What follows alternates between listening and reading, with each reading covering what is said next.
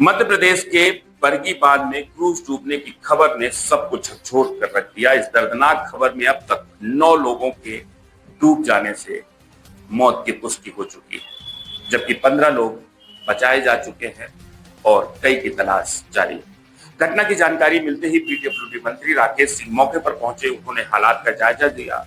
वहीं मुख्यमंत्री डॉक्टर मोहन यादव ने मृतकों के परिजनों को 4-4 लाख रुपए की आर्थिक सहायता देने की घोषणा की है। लेकिन इस पूरे मामले में ऐसे कई गंभीर सवाल खड़े हो रहे हैं जिस पर जांच की बात सामने आ रही है। दरअसल गुरुवार शाम मौसम ने अचानक जब करवट ली, तेज हवाएं चलने लगी और देखते ही देखते बरगी बांध का शांत पानी उफान पर आया। इसी दौरान पर्यटकों से भरा क्रूज तेज हवाओं और थपोड़ों के बीच संतुलन खो बैठा और कुछ ही पलों में पानी में समा गया। मौके पर अफरा तफरी मच गई। चारों तरफ चीख पुकार और मदद की गुहार सुनाई देने लगी। हर तरफ सिर्फ डर और दहशत का माहौल था। शुरुआती जानकारी में बताया गया कि क्रूज में 25 से 30 लोग सवार थे, लेकिन अब इस कहानी पर दूसरा और चौंकाने वाला पहलू सामने आया है।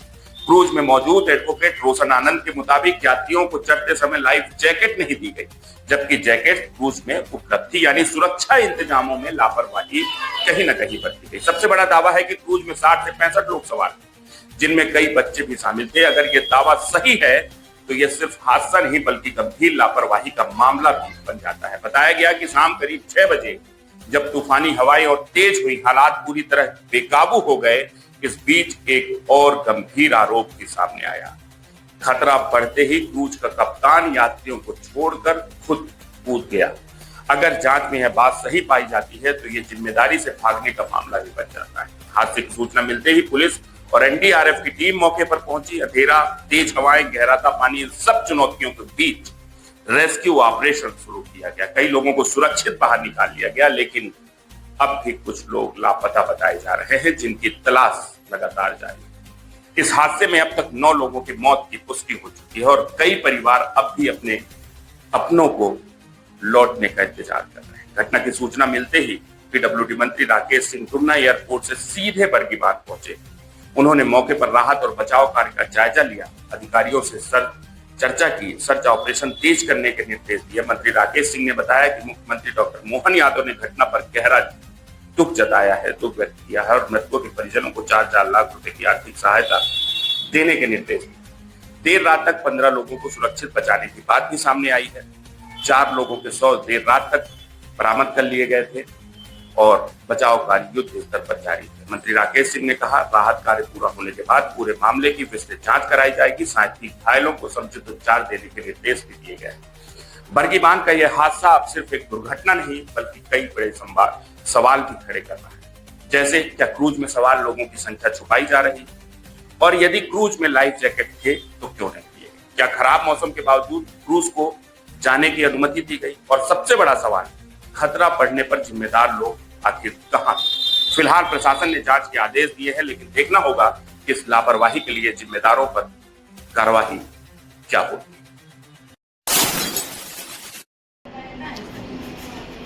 ये एडवोकेट रोशन आनंद जी हैं और आज की ट्रिप में बरगी डैम में ये भी गए हुए थे और यहाँ पे काफ़ी सारे मेंबर हैं जो जबलपुर हॉस्पिटल में हैं। मुझे ये भी नहीं समझ में आया कि जबलपुर हॉस्पिटल क्यों आए, जबकि मेडिकल हॉस्पिटल है, या गवर्नमेंट की तरफ से क्या इन लोगों ने अपनी व्यवस्था करी या गवर्नमेंट ने क्या करी, ये लोग अपनी व्यवस्था से आए, ये मुझे भी नहीं समझ में आया।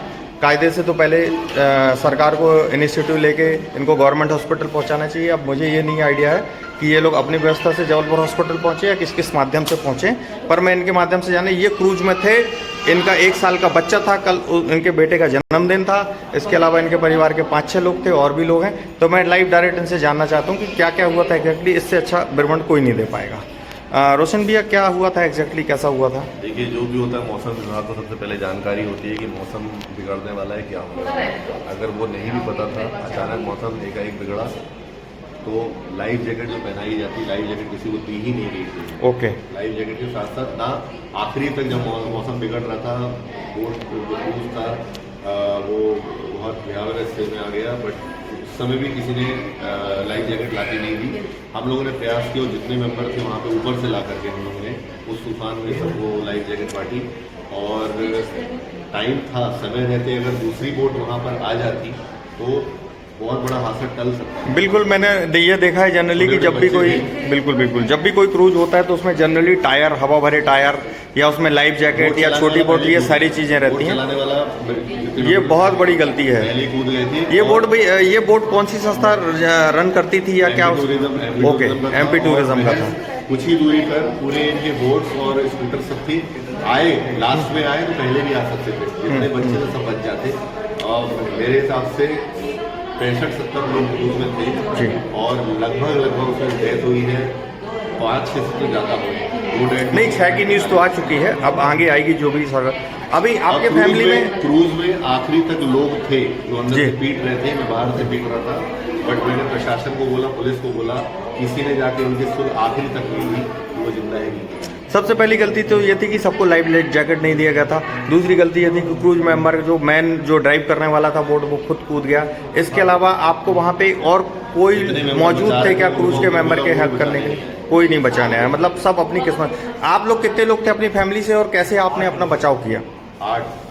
8 लोग थे। मेरे ख्याल से मैंने सुना कि आपका कल बच्चे का जन्मदिन भी आज ही है शायद, 1 साल का बच्चा भी था, और कैसे ईश्वर की कृपा से आप लोग बचे हो गए, मैं समझ सकता हूँ। मैं बहुत बड़ी बात है। और कुछ आप कहना चाहते हैं इस बारे में तो क्या?